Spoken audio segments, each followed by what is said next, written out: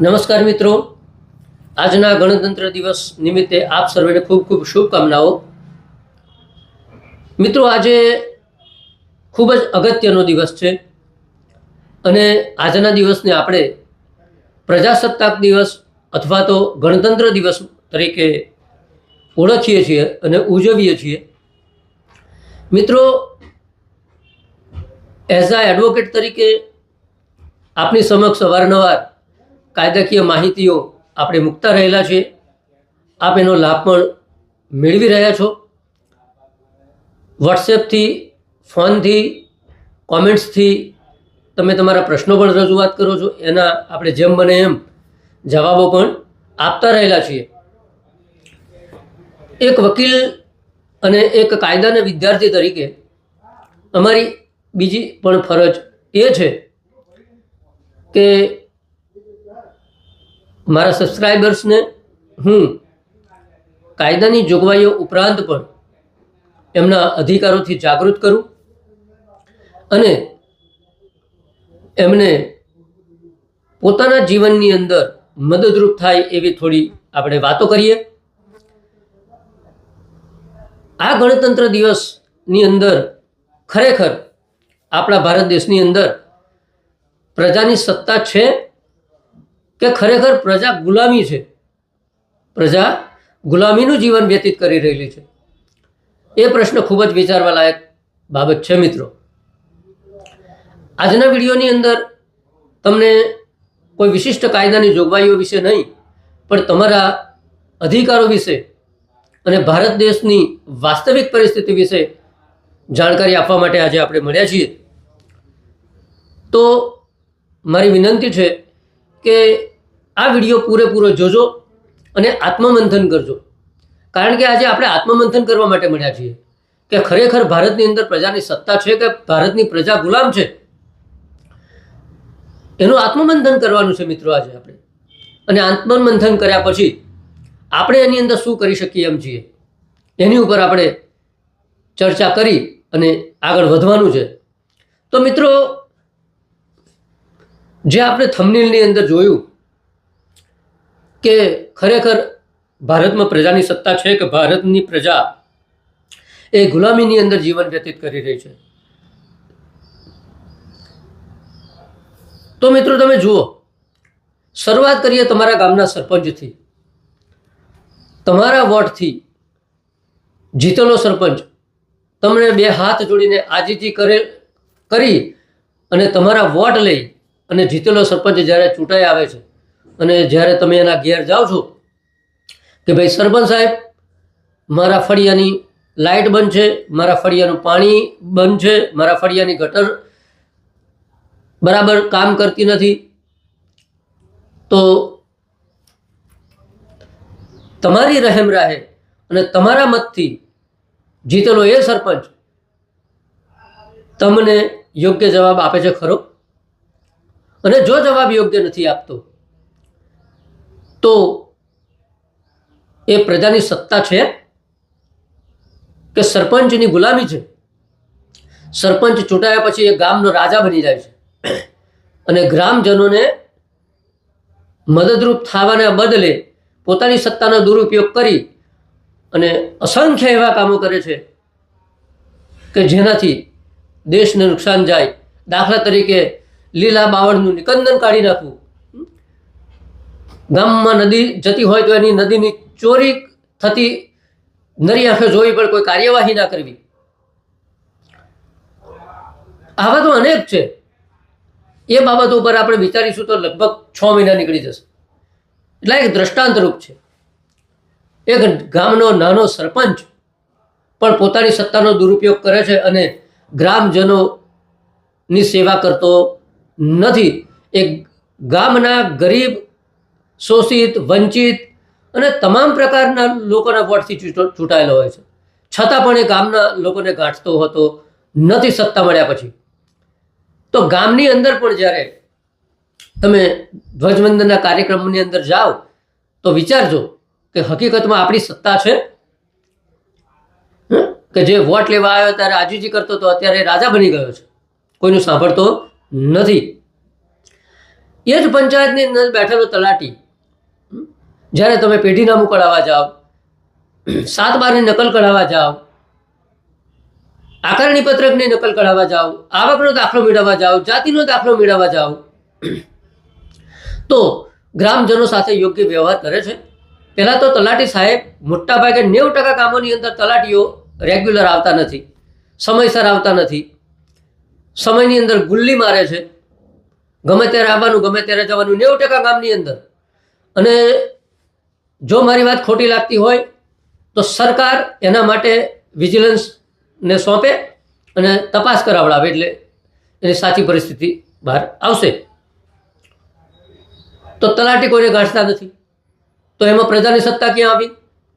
પ્રજાના પૈસે, પ્રજાના ટેક્સના પૈસે એનો પગાર થાય છે, એના છોકરા બહેરી મા બાપનું ભરણ પોષણ થાય છે પ્રજાના ટેક્સના પૈસે, અને પ્રજાના કામ કરવામાં આડોડાઈ કરે, નાટકો કરે, અને ગણતંત્ર દિવસના નિમિત્તે એ રાષ્ટ્રધ્વજને સલામી આપે. તો આપણે વિચારવાનું છે કે હકીકતમાં પ્રજાનું રાજ્ય છે. તમે એની સામે ટીડીઓમાં જાઓ તો ત્યાં પણ આ જ હાલત છે. તમારા કપડાં બરાબર નહીં હોય, તમે દેખાવમાં વ્યવસ્થિત નહીં હોય, તો એ ટીડીઓ સાહેબ તમને ગાંઠશે નહીં. અને મારે કંઈ કહેવાની જરૂર નથી, તમે બધા એના અનુભવો લઈ ચૂક્યા છો. તમે એની સામે ડીડીઓમાં જાઓ તો ત્યાં પણ આ પરિસ્થિતિ છે. એની સામે તમે વિકાસ કમિશનરમાં જાઓ ત્યાં તો સાહેબ અગત્યના કામની અંદર રોકાયેલા જ હોય છે 24 કલાક, એટલે સામાન્ય માણસને મળવાનો સમય હોતો નથી. આ લોકલ લેવલની વાત થઈ. ત્યાં પ્રજાનું રાજ્ય દેખાતું નથી જમીન ઉપર. કાગળમાં તો છે, પણ જમીન ઉપરની વાત કરીએ આપણે. આજે આપણે આત્મમંથન કરવા માટે મળ્યા છીએ, એટલે જમીન ઉપરના જમીન સ્તરની વાત કરીશું. દેખાતું નથી. તમે એનાથી ઉપરનું એક સ્ટેપ આપણે લઈએ કે તાલુકા પંચાયતનો સભ્ય, જિલ્લા પંચાયતનો સભ્યથી માંડીને ધારાસભ્યશ્રી, અગાઉ જણાવ્યું એમ વોટ લેવા માટે આજીજી કરવાની, દારૂ વેચવાનો, ચવાણું વેચવાનું, પૈસા વેચવાના, એ તો તમે એનો વાસ્તવિકતા જાણો છો.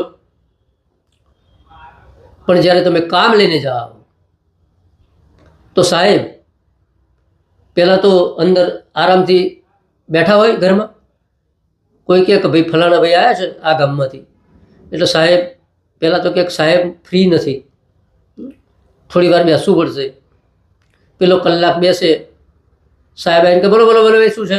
અરે મારે ગાંધીનગર જવાનું છે, મારે અહીંયા જવાનું છે, ટીકડે જવાનું છે, આ ઉદ્ઘાટન છે. ને વોટ લેવા જતા હતા ત્યારે કગડતા હતા. તો ત્યાં પણ તમને પ્રજાની સત્તા તો દેખાતી નથી. સંસદ સભ્યમાં પણ એ છે, સાહેબ હંમેશા દિલ્હી જતા હોય, ઉદ્ઘાટનોમાં જતા હોય, વ્યસ્ત હોય. હવે કયા કામમાં વ્યસ્ત હોય ને, પણ જ્યારે સામાન્ય જનતા મળવા જાય ત્યારે આ સાંસદ સભ્યશ્રીઓને, ધારાસભ્યશ્રીઓને, મંત્રીશ્રીઓને સમય હોતા નથી. પોતાની સત્તાના મદની અંદર એ સામાન્ય જનતાને અવગણતા હોય છે, અને અવગણે છે. હશે થોડા ઘણા ધારાસભ્ય, સંસદશ્રીઓ, મંત્રીશ્રીઓ ઈમાનદાર કે જે સામાન્ય જનતાની સેવા કરતા હશે, આદર કરતા હશે, એમને આપણે એવા લોકોને આપણી સલામ છે. પણ મોટા ભાગના 90% લોકો એ પોતાના સત્તાના મદની અંદર એટલો બધો મદ ચડ્યો હોય છે, મદમસ્ત હાથીની જેમ ફરતા હોય છે. અને ચૂંટણી લડતા સમયે એમની આવક, વાર્ષિક આવક જો 5 લાખની હોય તો 5 વર્ષ પછીની બીજી ચૂંટણીની અંદર એમનો એફિડેવિટ જુઓ તો એમની આવક 50 લાખ બતાવી હશે, બીજી જમીનો બતાવી હશે. ક્યાંથી આવી ભગવાન જાણે, કઈ સેવા કરીને આવીએ. સૌથી ત્યાં પણ પ્રજાની સત્તા દેખાતી નથી. એની આગળ આપણે જઈએ મિત્રો, તમે તમારી જમીનની બાબતોની અંદર, આપણે ગાડી કે જમીનોના બાબતોના ઘણા બધા વિડીયો આપણે મૂકેલા છે. તો એની અંદર તમારે મામલતદાર કચેરીની અંદર જવું પડતું હોય છે, કલેક્ટર કચેરીની અંદર જવું પડે છે, નાયબ કલેક્ટરની કચેરીમાં જવું પડે છે. સચિવમાં જવું પડે છે, ગુજરાત રેવન્યુ ટ્રિબ્યુનલમાં જવું પડે છે. મામલતદારો પણ પોતાની જાતને તાલુકાના રાજા જ સમજે છે. હું પૂરતી જવાબદારી સાથે કહું છું, એ મામલતદારોને જમીનના કાયદાનું પૂરતું જ્ઞાન હોતું નથી. પૂરતું જ્ઞાન હોય છે તો જ્યાં સુધી એમના ખિસ્સા ભરાતા નથી ત્યાં સુધી એનો ઉપયોગ કરતા નથી. અને આજકાલ તો વારસાઈઓની નોંધો પણ નામંજૂર કરવાનું ચલણ વધી ગયું છે. મારા પોતાના ઘણા બધા કેસોની અંદર એવા શેરા આપી દીધા કે તમે સિવિલ કોર્ટમાંથી દાદ મેળવો. આવા મૂર્ખ મામલતદારો જ્યારે બેઠા હોય ત્યારે પ્રજાની સત્તા ક્યાં આવી? એની સામે તમે જ્યારે નાયબ કલેક્ટરમાં જાઓ તો નાયબ કલેક્ટર પણ સમજી જાય કે મામલતદાર સાહેબને કંઈક થયું હશે તો સાહેબ એ ઉપરના સાહેબ પણ એ જ કે મામલતદારે યોગ્ય કર્યું છે. કલેક્ટરમાં જાઓ તો કલેક્ટર સાહેબને તો બધી જ ખબર પડે છે, પણ હશે છે કે હવે તમે સિસ્ટમ સામે ક્યાં લડશો? અંદરની વાતો તો ઘણી બધી અમારી સાથે તો થતી હોય છે કેસ લડવામાં, અમે એને જાહેર કરી શકતા નથી, ઘણા બધા કારણો છે. તો તમારી નોંધ નામંજૂર કરવા માટે એને કશું કરવાનું નથી. 135D નોટિસ બજેલ નથી, નામંજૂર. સિવિલ કોર્ટમાંથી દાદ મેળવી લેવી, નામંજૂર. બીજા હકની અંદર આ ચાલે છે, નામંજૂર. અહીંયા પૂર્ણ વિરામ મૂકેલું નથી, નામંજૂર. અલ્પ વિરામ મૂકેલું નથી, નામંજૂર. નામમાં વિસંગતતા જણાય છે, નામંજૂર. જ્યારે આ બાબતે કોઈ પણ આવા કારણસર નોંધ નામંજૂર કરવાની કોઈ સત્તા નાયબ મામલતદારને કે મામલતદારને આપવામાં આવી નથી. અને એ વેચાણની નોંધ તો કોઈ પણ સંજોગોની અંદર એ નામંજૂર કરી શકતા નથી. એ બધી જ બાબતો નક્કી કરવાની સત્તા તો ફક્ત સિવિલ કોર્ટને છે. મામલતદારે કરેલા કે નાયબ મામલતદારે કરેલા હુકમ સામે જ્યારે અપીલમાં જાવ એટલે 50,000 રૂપિયાના ખાડામાં સામાન્ય નાગરિક જતો રહે અને 2 વર્ષ કેસ ચાલતા લાગે. પાછા નાયબ કલેક્ટર શ્રી સાહેબના ઓફિસની અંદર તમે યોગ્ય વ્યવહાર ના કરો તો નાયબ કલેક્ટર શ્રી પણ એક શેરો મારી દે કે મામલતદારનો નિર્ણય યોગ્ય છે, એટલે તમારે જવાનું કલેક્ટરશ્રીમાં. ત્યાં 50,000નો ખર્ચો થાય, બીજા 2 વર્ષ બગડે. ત્યાં પણ સાહેબ જો મૂડમાં હોય તો તમને ન્યાય આપે પણ ખરા. 50% કેસોમાં ન્યાય મળે છે અને 50% કેસોમાં નથી મળતો. ત્યાંથી સચિવમાં જવાનું. સચિવમાં તમારો કેસ 2 થી 3 વર્ષ પછી નીકળે અને 3 થી 4 વર્ષ કેસ ચાલે અને તમારું કિસ્મત હોય તો તમને ન્યાય મળે અને તમારું કિસ્મત ના હોય તો ન્યાય ના મળે. જવાનું હાઈકોર્ટમાં. હાઈકોર્ટની અંદર પણ કેસ બોર્ડ ઉપર આવતા 3-1 વર્ષ લાગી જાય. ત્યાં પણ 3 થી 4 વર્ષ કેસ ચાલે. તમારું કિસ્મત સારું હોય તો 3-4 વર્ષ ચાલે અને છેલ્લે ત્યાં તમને ન્યાય મળવાની શક્યતા 50%થી વધીને 75% થઈ જાય. બરોબર. સુપ્રીમ કોર્ટમાં જવાની તો કોઈની તાકાત નાના ખેડૂતની નથી, હાઈકોર્ટમાં પણ જવાની નથી. તો આ રેવન્યુ ડિપાર્ટમેન્ટની અંદર પ્રજાની સત્તા છે કે નહીં એ બાબતની વાસ્તવિકતા મેં આપની સમક્ષ મૂકી. તમને બધાને ખબર છે, તમે બધા અનુભવી છો અને તમે ભોગ પણ બનેલા છો, એટલે મારી વાત ખોટી છે એવું હું આશા રાખું છું કે નહીં કહો, પણ જો ખોટી હોય તો કોમેન્ટમાં જરૂરથી લખજો. આગળ આવીએ આપણે પોલીસ પર. પોલીસ ધારે તો મારા ઘાસના પૂરાની ચોરી થઈ ગઈ છે એની એફઆઈઆર નોંધી દે અને પોલીસ ધારે તો કોઈ પણ સ્ત્રી ઉપર થયેલા બળાત્કારની ફરિયાદ ના નોંધે. અને જો મારી વાત ખોટી હોય તો પોલીસ ડિપાર્ટમેન્ટ મારી ચેલેન્જને સ્વીકારે અને પોતાના રાજ્યના પોલીસ સ્ટેશનની અંદરથી માહિતી એકત્રિત કરે, તટસ્થ વ્યક્તિ જોડે તપાસ કરાવડાવે અને જો હું ખોટો નીકળું તો જે સજા થાય એ હું ભોગવવા તૈયાર છું. આત્મવિલોપન કરવા માટે પણ તૈયાર છું. અમારા એની અંદર તો એવી પણ મેટરો આવી છે કે પોલીસ હમણાં જ એક મેટર આવી હતી, દાખલો આપું છું તમને. એક 420ની ફરિયાદ હતી, 2.5 કરોડ રૂપિયાના ચીટિંગની ખોટી ફરિયાદ હતી. હાઈકોર્ટની અંદર દાખલ કરવામાં આવી. એ ફરિયાદ હાઈકોર્ટે રદ કરી. એની ઉપર અપીલ થઈ, સુપ્રીમ કોર્ટે પણ એ અપીલ કાઢી નાખી. એ જ બનાવની FIR એ જ પોલીસ સ્ટેશનની અંદર એ જ વ્યક્તિઓ વિરુદ્ધ ફરી દાખલ થઈ ગઈ. પોલીસે ચાલાકી કરી કે એક વ્યક્તિનું નામ વધારી દીધું. એટલે પોલીસ તો ધારે તો સુપ્રીમ કોર્ટ અને હાઈકોર્ટને પણ કોરાણે મૂકી દે. કારણ કે નામદાર કોર્ટ માટે બીજા શબ્દો ના વપરાય ભૂલથી, પણ એ આપણા માટે યોગ્ય ના ગણાય. પણ પોલીસને, હાઈકોર્ટને, સુપ્રીમ કોર્ટને ગણતી જ નથી પોલીસ. એ ખાખી ડગલું પહેરી લે, ઉપર એક સિક્કો સરસ સત્તાનો મારેલો હોય, PI સ્ટાર પાછા હોય, એટલે ખાખી વર્દીના રોફની અંદર 240 રૂપિયાની રોજગારીની અંદરથી જતા વ્યક્તિ પાસે 500 રૂપિયા હેલ્મેટ નહીં પહેરવાના લે, પણ દારૂની ખેપ આખા ગુજરાતની અંદર રેલમછેલ થાય. કોઈ શહેર બાકી ના હોય જ્યાં તમે ના માગો એ દારૂ ના મળતો હોય. અત્યારે તો હોમ ડિલિવરીનું આવી ગયું છે. અને જો દારૂ ગુજરાતમાં નથી વેચાતો તો આટલા બધા દારૂના કેસ થાય છે કેમ? આટલો બધો દારૂ પકડાય છે કેમ? આ તો પકડાય છે, પણ નહીં પકડાયેલો પી નાખેલો કેટલો? હમણાં જે પોલીસના ઘરમાંથી 1000 બોટલ દારૂ પકડાયો, પેપરમાં વાંચ્યું હશે તમે. એટલે પોલીસ સામાન્ય વ્યક્તિ માટે નથી. પોલીસને જોઈને ભારતની જનતા પોતાની જાતને સુરક્ષિત અનુભવતી નથી. પોલીસને જોઈને ડરે છે.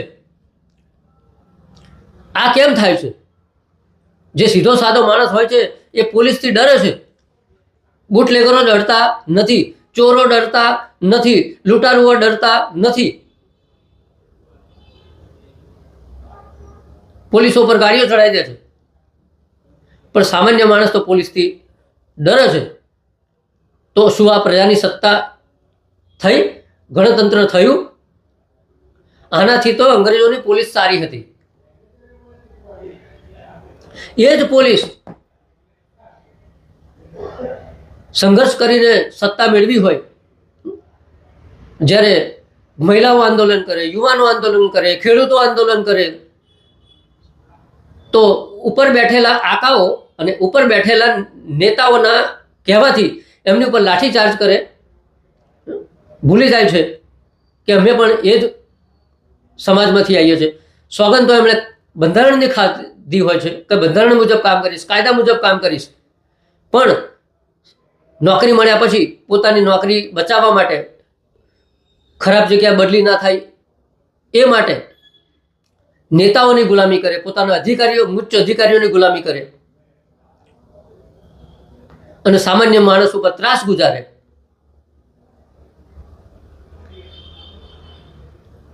તમે શહેરમાં રહેતા હશો તો ખબર હશે, જ્યાં ટ્રાફિક હોય ત્યાં પોલીસ દેખાય નહીં, અને સુમસામ રસ્તા હોય ત્યાં પોલીસની ગાડીઓ હોય, હાથ મારવાનો, તોડબાજી કરવાની.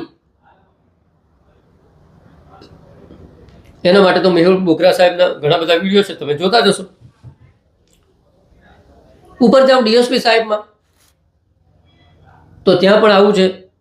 IG ને DIG ની અંદરથી તપાસ માટે અરજી કરો એ અધિકારીઓ સામે, તો એક શેરો મારીને નીચે એ જ અરજી તમે નીચે મોકલી દે કે ભાઈ ફલાણા વ્યક્તિની અરજી મળેલ છે, એ આ સાથે સામેલ છે, યોગ્ય કાર્યવાહી કરો. અરે ભાઈ, એની સામે તો અમે અરજી લઈને આવ્યા છીએ. ભારતની અંદર આ છે ગણતંત્ર, ભારતની અંદર આ છે પ્રજાસત્તાક દિવસ.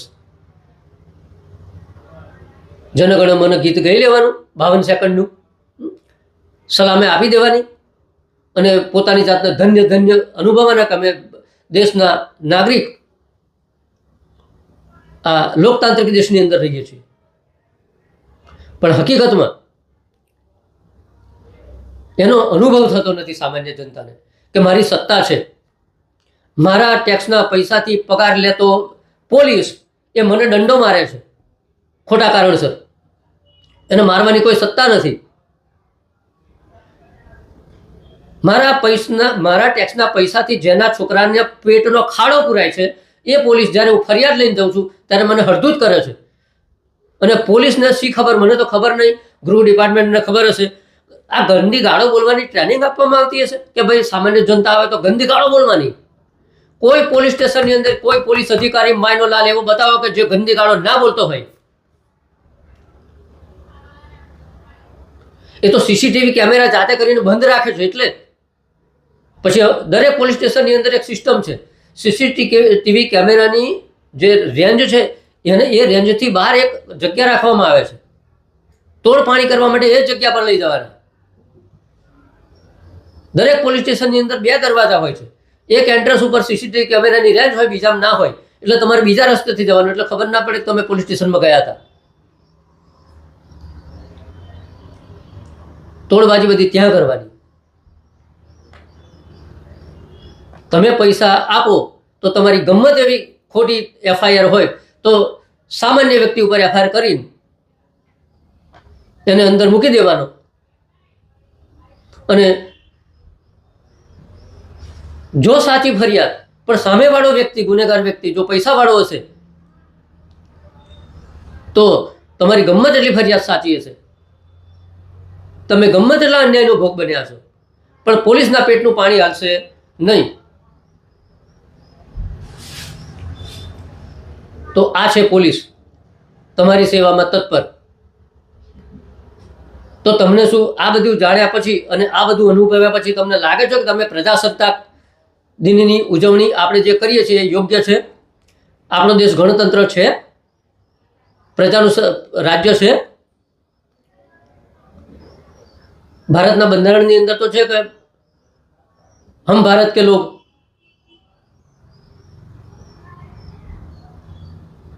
પણ ત્યાંથી શરૂ થાય છે ને બધું ધર્મનિરપેક્ષ, સામ્યવાદ, સમાજવાદ. અને બહુ સરસ એ પ્રિયમ્બલ તમે વાંચો. અત્યારે એની ઉપર આપણે ચર્ચા કરવી નથી. બંધારણ એટલા માટે જ આપણે બંધારણને લક્ષ્યમાં રાખીને કરીએ છીએ. એના માટે મેં અગાઉ પણ 2 વિડીયો બંધારણ વિશે મૂકેલા છે, તમે જોજો, બહુ સારા છે. પણ દુર્ભાગ્ય એ છે કે જ્યારે સામાન્ય વ્યક્તિના હકના અધિકારની આપણે વાત કરીએ છીએ એવા વિડીયો બહુ ઓછા જોવાતા હોય છે. અત્યારે તો રીલનો જમાનો છે, રીલ વધારે જોવાતી હોય છે. બીજું,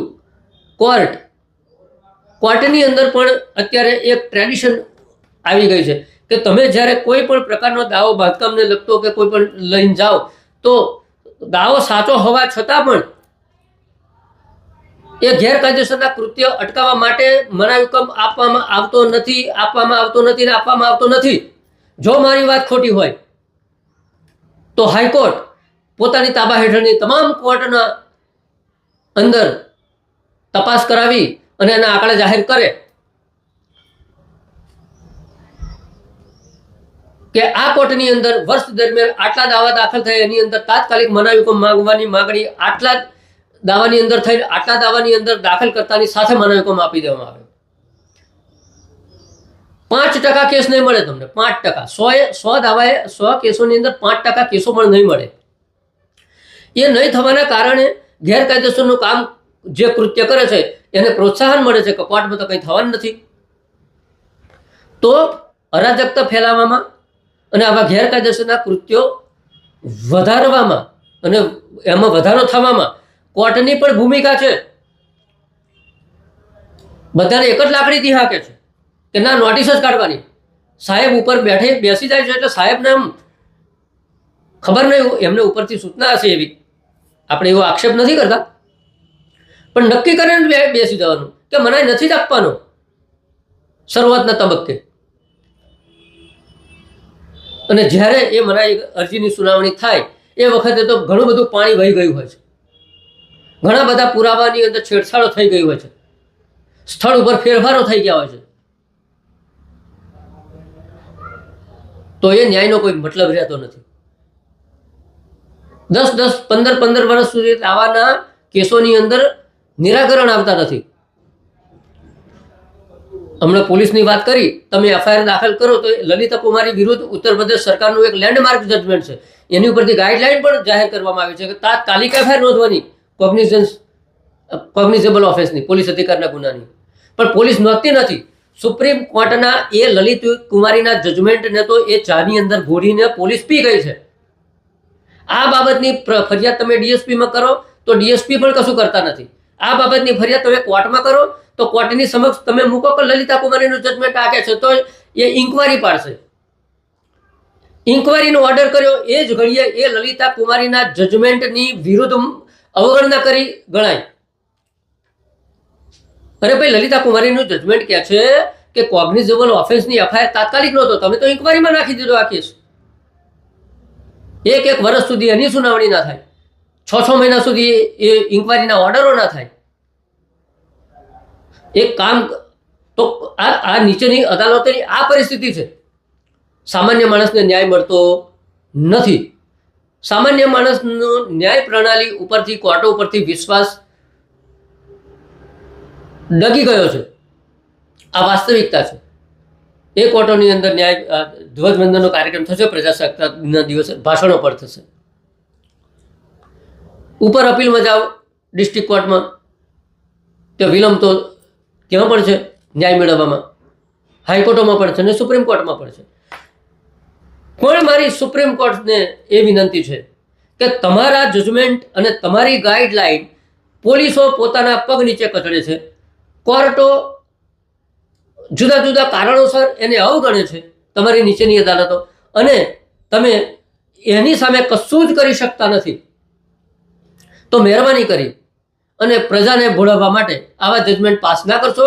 સામાન્ય જનતાને, ભારતની જનતાને એના હાલ ઉપર છોડી દો કે તમારે પોલીસના ભરોસે રહેવાનું, નીચેની અદાલતોના જજોની જેમ કાર્યપ્રણાલી છે એને અનુસાર રહેવાનું. બાબુઓ જે સરકારી અધિકારીઓ છે એના નિયંત્રણમાં રહેવાનું. છોડી દો ભારતની પ્રજાને. તમારા જજમેન્ટોને નીચેના અધિકારીઓ માનતા તો છે નહીં. અને જ્યારે તમારી સમક્ષ આ બાબત આવે છે તો તમે પણ શું કરો છો? દાખલા તરીકે એફઆઈઆર મારી કોગ્નિઝેબલ ચોરીની, મારી દાખલા તરીકે કોઈ છેડતીની ફરિયાદ મારી લીધી નહીં, તો એ લડતો હું હાઈકોર્ટ સુધી પહોંચ્યો. તો હાઈકોર્ટ પણ શું કરશે? એનું લિસ્ટ કરવામાં 3 મહિના લગાડી દેશે. અને છેલ્લે શું કરશે? પોલીસને શું સૂચના આપે છે ખબર છે? મોટા ભાગના જજમેન્ટોને હાઈકોર્ટ પોતાના કોર્ટની પણ સર્વે કરી લે. હાઈકોર્ટ એવો નિર્દેશ કરશે પોલીસને કે જો આ ગુનાની અંદર ગુનો બનતો હોય તો પક્ષકારોને જાણ કરવી, ને ના બનતો હોય તો એની પણ જાણ કરવી. ગુનો બનતો હોય તો નોંધવો, અને ના બનતો હોય તો પક્ષકારોને જાણ કરવી. માય લોર્ડ, આ તો અમને ખબર હતી. આ એક લીટી લખાવવા માટે અમે 3 વર્ષ અને 3 લાખ રૂપિયા ખર્ચીને ત્યાં આવે. એટલે ત્યાં બેઠેલા માયલોડ પણ આ પ્રક્રિયા અનુસરતા હોય છે. હવે માયલોડ સામે તો આપણે કહી શું શકીએ? ને તો કન્ટેમ્પ ઓફ કોર્ટ થાય પાછી. બધા ઉપર તમારી ઉપર લટકતી તલવાર છે. તમને બોલવાનો જ નથી. પોલીસની સામે બોલો તો 332નો ગુનો બન્યો, એના ફરજમાં બેદરકારીનો. કોર્ટની અંદર બોલો તો જૂનું આઈપીસીની અંદર 228 હતી કે ભાઈ કોર્ટના કાર્યમાં હસ્તક્ષેપ ઊભો કર્યો. મામલતદારની સામે બોલો તો 332 થાય. કોઈ એસટીના ડ્રાઈવરને એમ કહે ભાઈ બરોબર બસ ચલાય, અને એનું મગજ છટકી ગયું હોય તો પાછો ક્યાંક મને ફરજની અંદર અવરોધ ઊભો કર્યો, 332 બને. કોર્ટની આઈનો બનાવો તો તમને કન્ટેમ્પ ઓફ કોર્ટ થાય. તો આપની અંદર પ્રજાની સત્તા ક્યાં આવી? આપણા ભારત દેશની અંદર પ્રજાની સત્તા બાબતે, ગણતંત્ર બાબતે આ હાલત છે. આપણે આજે આત્મમંથન કરવા માટે મળ્યા હતા. એની સામે જો અમેરિકાની કોર્ટ,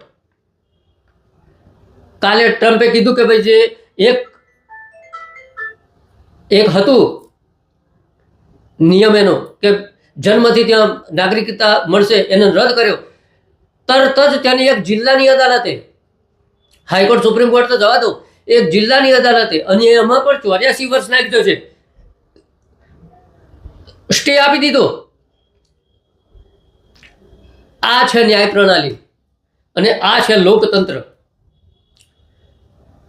ટ્રમ્પના શપથ ગ્રહણ સમારોહની અંદર ત્યાંની એક બિશપ ધર્મગુરુ ટ્રમ્પના મોઢા પર કહી દીધું કે તમે રાષ્ટ્રપતિ છો પણ દેશના રાજા નથી. જે 22 રાજ્યોને 2 શહેરોએ જે પિટિશન કરી હતી પેલા નિયમની વિરુદ્ધમાં નાગરિકત્વમાં, એમાં પણ લખેલું છે કે તમે રાષ્ટ્રપતિ ખરા સર્વશક્તિશાળી પણ દેશના રાજા નથી. શું ભારતની અંદર તમે આ કહી શકો છો મામલતદારને તમે રાજા નથી? કઈ કલેક્ટરને કઈ બતાવો એટલે હાલત શું થાય તમારી એ ખબર પડે, અને પેલા કોન્સ્ટેબલને પણ કઈ બતાવો તો ખબર પડે તમને હાલત. તો એ લોકતંત્ર છે, એને લોકતંત્ર કહેવાય, એને ગણતંત્ર કહેવાય, એને પ્રજાસત્તાક તંત્ર કહેવાય. આ ભારતની અંદર તો ડુપ્લિકેટ લોકતંત્ર, ડુપ્લિકેટ ગણતંત્ર ચાલે છે. પ્રજાની કોઈ સત્તા મને દેખાતી નથી.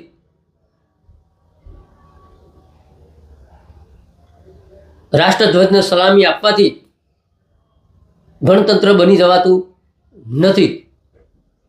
સામાન્ય માણસ કોઈ સત્તાધીશને આઈનો બતાવે તો એ બિચારાની હાલત બહુ કફોડી થઈ જતી હોય છે. બહુ જ ઘણી વાતો છે પણ વિડીયો બહુ લાંબો થઈ જાય. આપણે એના વિશે ફરી ચર્ચા કરીશું. આજે આપણે આત્મમંથન કરવા માટે મળ્યા હતા. આપણે આશા રાખીએ કે સરપંચથી માંડી અને આપણા દેશના રાષ્ટ્રપતિ મહોદય સુધીના તમામ વ્યક્તિઓ, તમે ને હું જાહેર જનતા પણ પોતાના ફરજોને સમજીએ, પોતાના અધિકારોને સમજીએ, પોતાની ફરજોને યોગ્ય રીતે અદા કરીએ. બંધારણના દાયરામાં, કાયદાની દાયરામાં, કાયદામાં રહી અને આપણે આપણા અધિકારીઓ પણ સમજીએ, આપણી ફરજ પણ સમજીએ અને આપણા ભારતને સાચા અર્થમાં લોકતાંત્રિક દેશ બનાવીએ.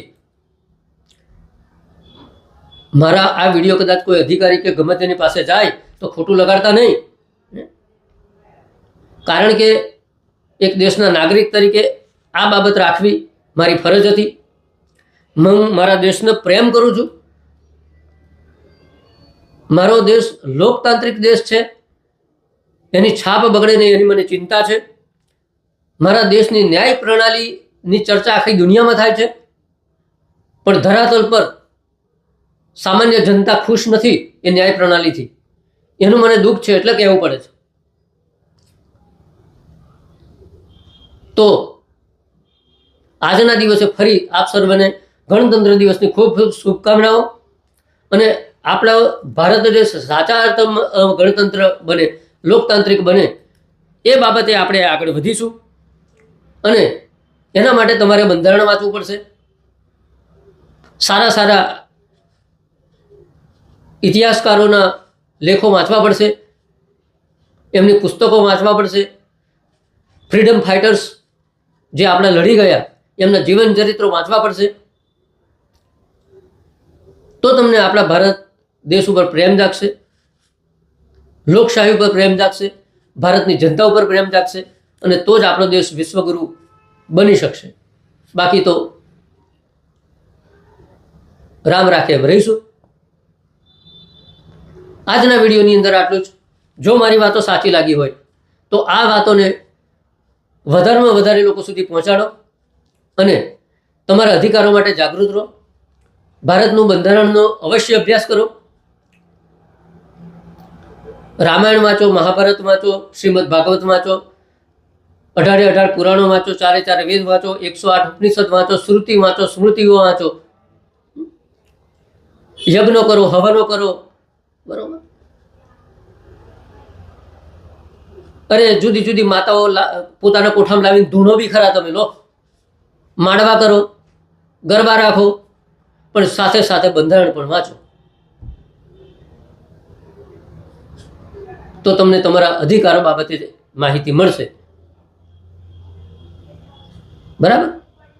એટલે આજના વિડીયોની અંદર મને લાગ્યું કે મારે આ વાતો કરવી જોઈએ તો મેં કરી. આપને ગમી હોય તો શેર કરો, લાઈક કરો. આપણી આ ચેનલ અશોક ડાભી એડવોકેટને સબસ્ક્રાઈબ કરો. તમારા મિત્ર વર્તુળમાં પણ આપણી આ ચેનલ વધુમાં વધુ સબસ્ક્રાઈબ કરાવડાવો, જેથી સામાન્ય માણસ આ બધી બાબતોની લાભ ઉઠાવી શકે. આજના વિડીયોની અંદર આટલું જ. જય હિન્દ, જય ભારત, જય સંવિધાન.